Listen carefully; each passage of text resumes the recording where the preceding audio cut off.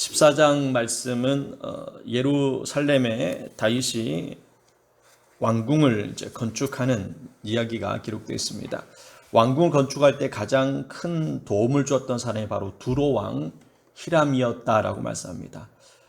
페니키아 지역인데 왜 이방인이었던 두로 왕이 왜 다윗을 도왔을까? 그 이유는 다윗의 성품을 알았기 때문에 첫 번째 도와줬을 것이고, 두 번째로는 다윗이 점점 강한 힘을 얻게 되었습니다. 그래서 다윗을 돕는 것이 히람이 나중에 큰 도움을 얻을 것이다라는 생각을 했던 것 같습니다. 그래서 두로왕 히람이 많은 일꾼들과 또 건축할 수 있는 재료들을 보내줬던 것을 보게 됩니다. 다윗을 이렇게 돕는 사람들이 자꾸 모이게 되고 돕는 손길이 이렇게 찾아옵니다. 우리가 그전에도 봤듯이 다윗에게는 많은 용사들이 찾아오기 시작합니다. 왜 사울에겐 찾아가지 않고 왜 다윗에게 찾아갔을까? 두 가지 이유입니다. 성품이 괜찮았다는 것이고 다윗의 힘이 점점 강해지고 있다는 겁니다. 사람이 모인 곳에는 힘이 생기게 되고 힘이 있는 곳에는 권력이 생깁니다. 또 권력 있는 곳에는 또 물질이 찾아오기 시작합니다. 사람이 모이면은 또 물질이 생기는 것이고 권력 있는 곳에 또 물질도 따라오게 되어 있습니다. 그래서 사람들이 자꾸 모이게 되고 힘을 얻게 되는 겁니다. 우리가 이때에 정말 중요한 이유가 뭐냐면은 내가 힘이 생기고 성공을 하고 부자가 되었을 때 조심해야 되는 이유가 내 힘으로 이것을 이루었다라고 하면은 사람은 교만에 빠집니다. 그런데 다윗은 2절 말씀에 보시면은 다윗이 교만하지 않았던 이유가 여기 있습니다. 2절에 보시면 다윗이 여호와께서 자기를 이스라엘의 왕으로 삼으신 줄을 깨달았다는 겁니다. 다윗이 깨달은 게 하나 있습니다. 내가 힘이 있어서 능력이 있어서 많은 사람들이 모인 것이 아니다. 하나님께서 도와주셨다라는 것을 깨달았던 겁니다. 내가 성공한 거 하나님께서 도와주셨기 때문에 성공한 것과 내가 성공한 것은 분명히 달라요. 내가 뭔가를 이뤘다라고 생각하면 사람은 교만해지기 시작합니다. 사울 왕이 그랬거든요. 자기가 이뤘다라고 생각하니까 교만에 빠집니다. 이것은 모든 사람들이 동일하게 찾아오는 그러한 시험입니다. 내가 이뤘다, 내가 뭔가 했다라고 하면은 사람은 그때부터 교만해집니다. 그리고 변질됩니다. 사람이 교만이 찾아오면 가장 먼저 찾아오는 것이 변질이 찾아옵니다. 특별히 신앙적으로 변질되는 일들이 너무나 많습니다. 우리는 성공했을 때, 실패했을 때 변질되지 않아야 됩니다. 다윗은 그랬습니다. 성공했을 때도 변질하지 않았고 실패했다는 얘기는 자녀들이 자기를 죽이려고 쫓아왔을 때에 그는 도망칠 수밖에 없었습니다. 사람들은 얘기해줘요. 실패한 왕이라고. 그리고 그 중에는 또 시몬이라는 사람도 와가지고 비방도 하기도 하고 그런 일이 벌어졌잖아요. 그런 것을 볼 때에 다윗은 하나님께서 나와 함께 한다는 사실을 알았기 때문에 어떤 어려움이 찾아와도 낙심하지 않았고 잘 됐을 때에도 넘어지지 않았던 것을 보게 됩니다.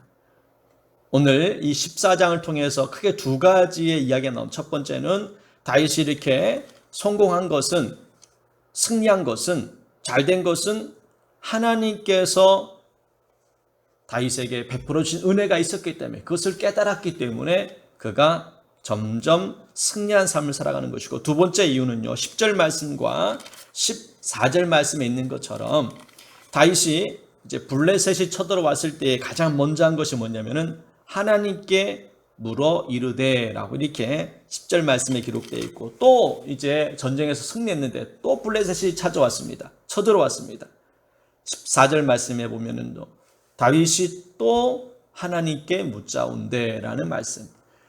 다윗의 능력은 바로 기도에 있습니다. 블레셋 큰 군대가 쳐들어올 때마다 다윗이 먼저 한 것은 하나님께 묻습니다. 하나님 어떻게 하면 좋겠습니까? 그것이 가장 중요한 거예요. 여러분도 큰 일이든 작은 일이든 먼저 하나님께 기도해야 됩니다. 기도는 습관입니다, 여러분. 기도라는 것은 안 하다 갑자기 하기는 힘들어요. 다윗은 늘 기도하는 사람이었기 때문에 작은 일이든 큰 일이든 기도부터 시작했습니다. 기도가 습관이 되어야 됩니다. 그래야 여러분의 인생이 승리하는 인생이 됩니다. 사울왕은 기도가 습관이 되지 않았어요. 사울이 죽은 이유 중에 하나가 뭡니까? 여호와께 묻지 아니하였다라는 겁니다. 하나님께 기도하지를 않아요, 사울은. 왜? 습관이 안 돼 있으니까 기도도 하지도 않습니다. 여러분, 친한 사람과 대화를 많이 합니까? 친하지 않는 사람과 대화가 많아집니까? 친하지 않는 사람은 대화할 거리도 없고 대화하기도 어렵습니다. 불편한 거예요. 할 말도 없어요. 왜? 친하지 않으니까. 하나님과 친한 사람은 하나님과 자주 대화하게 돼 있습니다. 친한 사람은 자주 만나게 돼 있고 자주 대화하게 돼 있습니다. 그리고 대화하는 것이 힘들지가 않아요. 하나님과 친한 것과 친하지 않는 이유가 뭡니까? 기도를 하는 거 보면 압니다. 기도하는 사람은 하나님과 친한 겁니다. 기도하지 않는 사람은 하나님과 친해질 수가 없습니다. 사울 왕은 하나님과 친하지 않으니까는 기도할 생각하지 않아요. 무슨 일이 생기면 친한 사람한테 먼저 전화하잖아요. 물어보잖아요. 아, 이런 상황인데 야, 어떻게 이렇게 물어보듯이 우리는 하나님께 이 묻는 것이 당연하게 됩니다. 예수님의 제자들도 늘 기도 습관처럼 기도했습니다. 정한 시간대에 기도했고 예수님도 습관을 쫓아 감난산에 기도하러 가셨다라고 말씀하셨고 다니엘도 하루에 3번씩 그는 늘 습관처럼 기도했습니다. 사무엘도 기도에 쉬는 자를 범하지 않겠다고 그렇게 늘 기도했던 사람. 그러니까 기도가 습관이 되었고 기도하지 않으면 불편한 겁니다. 마치 우리가 운동을 늘 하는 습관이 된 사람은 안 하면 불편하듯이 힘들듯이 우리도 이 기도가 습관이 되어서 기도를 안 하면 불편해지고 힘들어지는 그러한 몸과 마음과 영혼이 돼야 됩니다. 아, 내가 기도하지 않았어. 아, 너무 마음이 불편하고 너무 찌뿌둥한 거예요. 그런 겁니다. 이를 안 닦으면 잠잘 때 이를 안 닦으면은 자기 전에 이를 안 닦으면 얼마나 찝찝하고 얼마나 불편합니까? 이 기도가 그렇게 돼야 된다는 거예요. 기도하지 너무 불편해서 잠이 오지 않는 그런 습관이 되는데 기도를 안 해도 편하게 잠을 잘 수 있는 그러한 것은 나쁜 습관이라는 겁니다. 다윗의 승리의 능력은 바로 기도에 있었다는 것을 우리가 알아야 됩니다. 가장 큰 능력입니다, 여러분. 기도하는 것이 능력입니다.